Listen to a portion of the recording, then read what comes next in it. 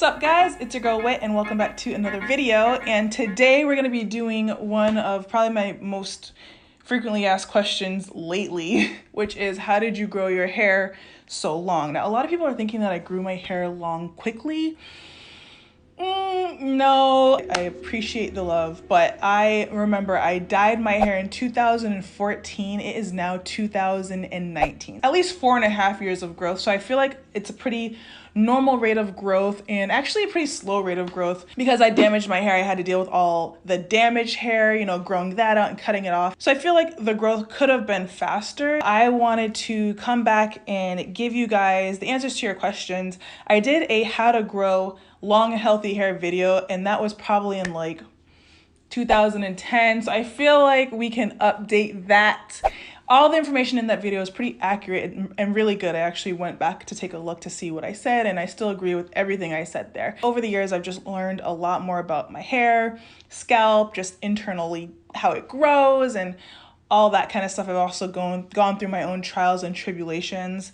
And so with all of that new information, I feel like I can give you guys a bomb video that will help you to grow out your hair, whether you want healthy hair or whether you want long, healthy hair. Hopefully the tips in this video are gonna help. So I'm just gonna get right into it because I have a ton of tips to share with you guys. Let's go. The first tip is to clarify your hair. Wash your hair, okay? A lot of us try to stretch our styles for as long as possible and we're like, oh man, like it still looks good on week 3 or week 4, like I'm gonna still wear it, but don't. You gotta wash your scalp and here's why. First of all, it's the source. It's where your hair is growing out of. So you wanna make sure that you're giving the hair that's coming out of your head the best chance that it has. Your hair is collecting dirt, it's got product buildup on that, especially if you like to use, butters and oils. And it's not only clogging the pores on your head, making it difficult for your follicles to come out healthy, but it also can become an irritant to your scalp. And if your hair follicles or roots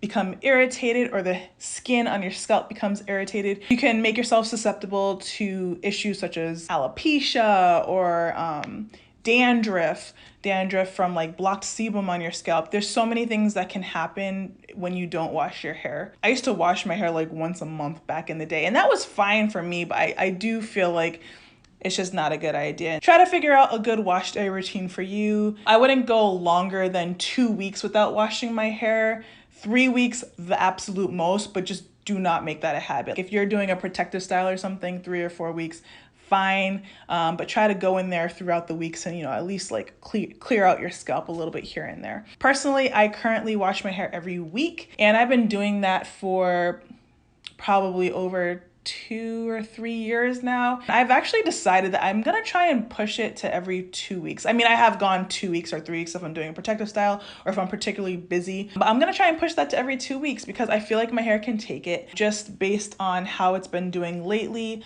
I feel like I can go 2 weeks and be okay with it, but I am not gonna try and go over 2 weeks. All right guys, so tip number 2 is moisturize your hair. And everybody knows this already, especially when you have natural hair, it tends to be more dry and all those little curls, kinks and coils make it really hard for the sebum at your scalp to travel all the way down the hair because it's got all these loops to go down, whereas a straight hair just kind of can like fall down with gravity. So with that being said, because you have natural hair, it's gonna be a lot more dry, it's gonna be a lot more weak in those little spots where the sebum doesn't go all the way down.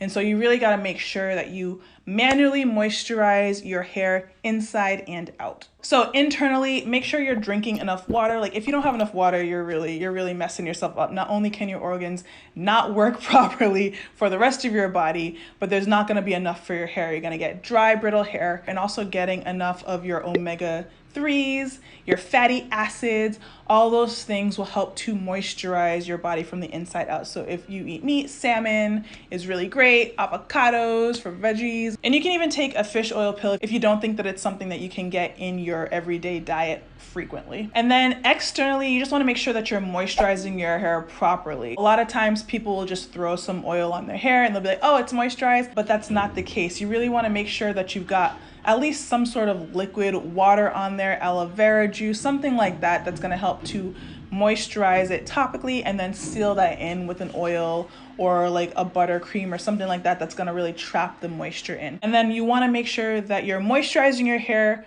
constantly and replenishing as needed, preferably before needed. So this kind of goes with tip number 1, where a lot of times we will stretch our hair for as long as possible till like our hair is on its like last dying breath and it's like, feed me. And by that time, our hair is already dry and parched and weakened. So you really want to make sure that you moisturize your hair before your hair becomes dry and pretty much desperate, so that you don't leave your hair in a weak and susceptible state where it can get knots or split ends. At the first sign of your hair starting to get kind of dry, make sure that you get some more moisture on it. Don't let that continue. We want to keep our hair strong and nice and elastic, so moisture is key. So that brings us to tip number 3, which is getting regular trims. Whether you like to trim at home, do it yourself, or whether you're not comfortable with that and you want to go to a stylist, or whether you just don't want to trim, you like to go to a stylist. However you like to trim your hair, trim your hair. It's so important to get those dead ends off. And everyone's going to be different. Some people really like to be on a schedule. Like, for example,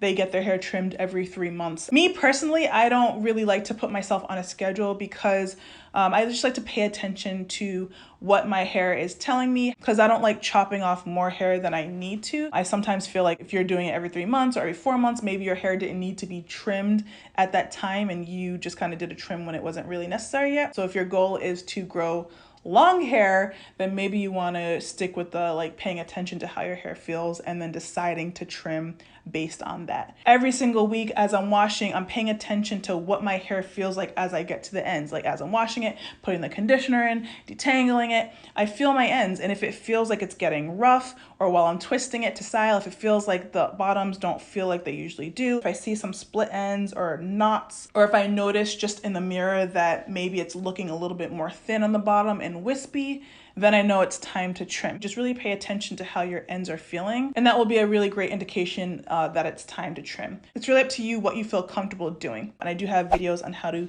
trim your own hair, of course, in the description box. My 4th tip is try to do gentle styling. I know it's like super trendy to do a lot of these super tight, slick back looks. There are ways that you can do that in gentle ways. Like I did a slicked back bun, but in a more gentle way, because all the tight pulling, really tight bun, high tight ponytail, doing high puffs all the time, or really small tight braids, they're all pulling at the root and causing a lot of stress to your hair, the hair follicles, and your skin as well. It can cause issues such as like alopecia. Alopecia can really form from a lot of different things. How you style your hair, how you clean your hair, what you put on your hair, and just general stress, like mental health. Gentle styling is also really good for like your baby hairs and your edges. I do have my days too where I kind of, I want like a slick look, or I want like a high ponytail, and I'll do that. I think everything is good in moderation. Obviously, if you do a slicked back look or a tight look or something like that, give your hair shafts time to bounce back from that kind of trauma that it was put in, especially if your hair is used to growing a certain way and then you're like twisting it in all different types of ways. So give yourself a couple of weeks to, bounce back from that before you decide to do it again. Also, when it comes to gentle styling, that includes being really careful with what accessories you put in your hair. Be aware of what you're using and be really, really careful and gentle when deciding to put those in your hair. When you're taking your hair out, just really take your time getting those metal pieces off of your hair, because metal is very jagged, it's very hard, and if your hair swipes against a side of one of those metal pieces, it doesn't stand a chance. It's going to slice your hair in half. Not to scare you, I still use metal accessories because they're really cute, but just be mindful when you're taking them out. Don't just like yank them out like you don't have a care in the world, No strands left behind. That is I need to put that on a shirt. That's like my motto. Whatever you do, just make sure there are no strands left behind, okay? And then also when you're detangling, take your time, starting at the bottom and then working your way up to the roots. If you have type 4, like kinky, coily hair like I do, I just find it best to work in small to medium size sections. Wide tooth comb is your best friend. You can get this at any beauty supply store. If you need more than that, then you can go with a detangling brush. There's so many different types of detangling brushes. There's Denman. This one is the Felicia Leatherwood, which I really love. Brush with the best .com for this, and I just love how this glides through my hair. But don't get it twisted. Just because a detangling brush is good doesn't mean that you don't have to be careful when you use it. And then my last tip as it pertains to gentle styling is just make sure that you're not like pissed off or angry or distracted when you're doing your hair. You'll be really surprised how aggressive you can be with your hair when you're rushing something or when you're like actually pissed off. You won't rip that hair out. You're gonna be like, no. My fifth tip is protective styling. It gives your hair kind of a chance to like relax and breathe and grow on its own without you playing in it with hair tools and doing the absolute most. Have carefree days. You don't have to style your hair. You don't have to take the time to do it. It can be really great to help grow out your hair long and healthy if the hairstyle is actually protective. Just because your hair is in braids or twists or whatever, or under a wig, it doesn't necessarily mean it's protective. Protective is about how you've installed whatever style you're doing and also how you take care of it. So if you braided your hair up really nicely, super gently, and then popped on a wig for like 3 months and didn't even look at your hair for 3 months, that's not protective because you didn't wash your hair. Do you know what I'm saying? Just make sure the braids or twists are installed gently. Make sure they're not like yanking the hair out of your skin on your scalp. If your scalp is in pain or inflamed in any way, then that's definitely not protective, and you want to take that out because your hair is just being pulled at a rate that is not natural, and it's going to cause a lot of damage if you continue. As the weeks go on, just make sure you care for your hair. Whether it's like every 2 weeks, just like spot cleaning it, or again, jumping in the shower with like a little stocking cap to protect the appearance of your braids as you wash your scalp. Make sure you're really careful about how you are actually treating your hair while it's in that protective style. Okay, so my sixth tip, you can take it or leave it. It's just based on my own personal experience, but I have found that keeping my hair stretched most of the time really helps in preserving the length of my hair. If length is, important for you growing out your hair, and especially if you have type 4 hair, which is really coily, kinky, dry, tends to get a lot of single strand knots, that kind of deal, then you're gonna find that keeping your hair stretched most of the time, and if you like it all the time, that's great too, is gonna really help you to preserve the length of your hair. And hear me out as to why. When I was first growing my hair way back in the day, back in 2009, I used to always just do twist outs. And part of it was like a mental thing where I was like, I don't really know how to wear my wash and go yet, or I'm not really comfortable when I wear my wash and go. Is beautiful, but I wasn't like, it was still new to me back then, and so I wasn't super comfortable wearing it. And so I would always kind of lean on my twist outs because it looks more like a relaxer. I'm not gonna lie. It looks like more like stretched hair that I was used to. I was able to retain length really, really, really well. Then after I dyed my hair, I was really starting to like play with my wash and go and really like learning that side of my hair, like what my hair could do in its like curly state. And I just learned so much about my wash and go, and I fell in love with my texture, and I was like, ooh, I'm rocking this all the time. And I noticed that, it was harder for me to maintain length. And yes, my hair was damaged at the time, but even as I was cutting it off and doing like wash and goes, I was trimming my hair a lot more often than I used to. And I was like, why the heck am I having to trim my hair so much? And I realized that every time I would wear my wash and go, my hair would just get a lot more wear and tear on it because it was so coily and shrunken. The curls just kind of like curled up on themselves and formed knots that I then would have to cut out. When I wear my hair in a wash and go, my hair dries out a lot faster. And again, I think that's just because the oil distribution isn't there. And so my hair would get dry a lot faster, which would then of course make it feel a little bit more weak, which would then of course weaken it, make it really a lot more difficult to detangle. And so I finally realized, I was like, oh my God, I think me wearing wash and goes all the time is actually making it more difficult for my hair to grow out. I love everything that my hair can do, but I realized that, okay, if I really want my hair to grow out, I'm really gonna have to prioritize stretching my hair more often and then kind of leaving my wash and go like a little treat at the end. Like I said, take this information with a grain of salt, take it or leave it. But I personally, if you've got hair like me that is very shrunken, like if you've seen that photo of my hair on Instagram, what it looks like, I only have leave-in condition my hair, no styling products, and I just allowed it to air dry. This is how much my hair shrinks, okay? And this still, there's like a leave-in conditioner on that. So imagine without. I'll stretch my hair for a couple weeks and then I'll wear a wash and go, but I won't wear a wash and go for more than 1 week. I twist out for like maybe 2 or 3 weeks, and then a wash and go. And then like a twist out for 2 or 3 weeks, and then a wash and go. So that has kind of been my routine. It's not set in stone. Obviously, I'm a hair vlogger, so I'm doing all types of different things with my hair. Please still wear your naturally curly hair. It is so gorgeous. Stretching it out has definitely helped me to maintain my length, and hopefully, you know, that helps you out as well if you're finding that you do see more damage with your wash and go. Okay, my 7th tip is to make sure that you choose healthy hair products. Okay, so to make a quick analogy, say you have a hairstylist that you go to like all the time, and you know, you consult with her, she helps you keep your hair super healthy, she washes it for you, she conditions it, and she gives you like treatments and all that, and your hair always feels really healthy when you leave. And say you have like a modeling gig or whatever, where you go to another hairstylist, but this one isn't concerned with keeping your hair healthy. They don't care if your hair is splintering at your roots. They don't care if it's uncomfortable for you. They don't care if they have to damage your hair to straighten it for a certain look. The only thing that this hairstylist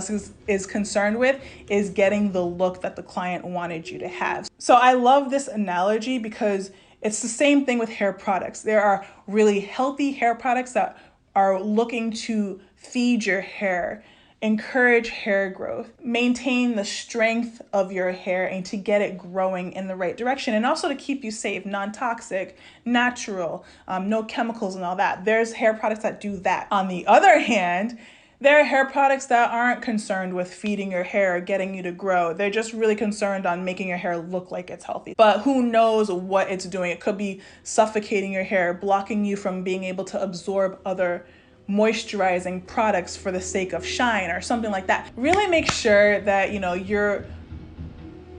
that thing is so, of course they're doing construction right now, so I'm sorry if you can hear that. Are we at war? Like, what the actual F? Like, what the heck? Every time I film, gosh! So you really wanna make sure that you are choosing healthy hair products. You put it on your hair and your hair is coming out better for it. You really want to reach for those products, really pay attention to ingredients lists. And then also there are a lot of things that can irritate your scalp. So pay attention when you're using a product. Does it make your scalp go, ha?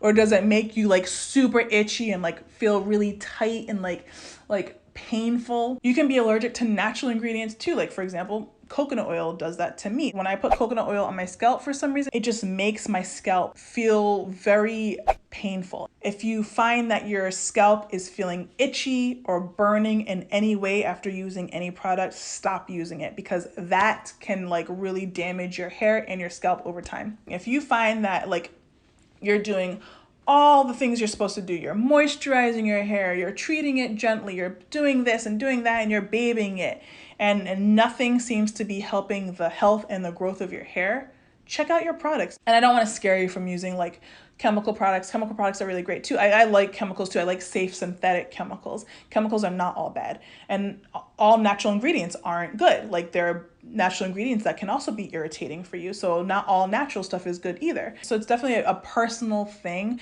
Whatever you do is great if it works for you. We're almost done, guys. We're almost there. We've only got one more after this. Drink more water and less sugary drinks. More water internally is more water for your skin, more water for your hair, more water for your organs, great hair growth. But on that note, you also want to decrease the amount of sugar you're drinking. So if you're drinking lots of soda, or like even adding tons of sugar to your coffees, even natural sugar. I was on this diet where I was just eating tons of sugar all the time. It was natural fruit sugars, but I was just eating way too many of them. So sugar can be very dangerous to your overall health as well as your hair health, because it increases the amount of glucose in your body. And once you do that, your body tries to pump out insulin to control those glucose levels. Insulin can spike your levels of DHT in your body. And as you guys know, DHT is the hormone that contributes to hair loss. This was a mathematical equation, A plus B equals C. Less water plus more sugar equals hair loss. So for me personally, I drink a lot of caffeine, which is also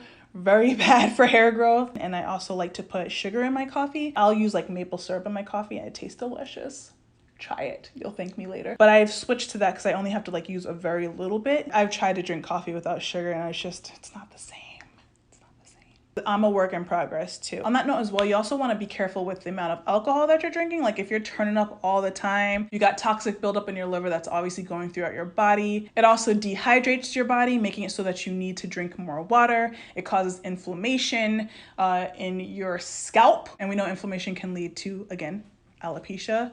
Different types of alopecia, some are less severe than others, but it can slow the rate of your cell turnaround and your hair growth in general. And my last tip is to exercise. This is the one that I'm not perfect at either, but exercise is amazing for not only your body, your mental health, but also your hair growth. The reason that we give ourselves scalp massages, and everybody knows this, is to get the blood flowing and pumping through our scalp. Well, exercise is also amazing because it gets your heart rate up, it gets you breathing in oxygen and your blood pumping, and it gets your blood traveling throughout all the veins in your body, and that also includes your scalp. So when you're getting exercise, you're also feeding your hair. I know there's a lot of controversy on the inversion method. They're like flipping your head around and the blood is supposed to feed your hair and scalp, and they like laugh about it, but it really does work. It works on gravity. Your body has veins that work in different ways, where some pump up, some pump down, but they're all working to pump according to gravity. Yeah, if you flip yourself upside down, you are helping that blood to get to your scalp. That's why when you flip yourself upside down and then you come back, your face is red because there's blood in it now. Like legit. Like you can see the blood in your face. I don't understand why people don't believe this. But exercise works in a very similar way to massaging your scalp, to inversion method, especially if you're doing yoga, like downward dog. It's all of that is great. Or if you're just like running, because the blood is going to be pumping at a really fast rate. So exercise is amazing for blood movement and hair growth. It makes you thirsty, it makes you drink more water. It helps to reduce stress, and the less stress that you have, the less inflammation you have. The less inflammation you have, the healthier your hair and scalp is. Stress is not only bad for your body, but it's bad for your physical appearance. I feel like this is like such a great video for anybody who's looking to grow their hair healthy and long, or just doesn't know where to start on their healthy hair journey. Even if you just implement one of these tips, it's really gonna help you out a lot, because just in my experience over the years, I've just tried so many different things, and I learned so much about my body and hair, and how what I eat, what I consume, what I do to my body mentally, physically, all these things has such a huge effect on your hair. Because remember, at the end of the day, your hair is a protein, and your hair is the least important protein in your whole body. If I mentioned any videos within this video to demonstrate a point, I'm gonna have those linked in the description as well as in the information bar. I hope you guys are having a great day and I will see you in the next one. Bye.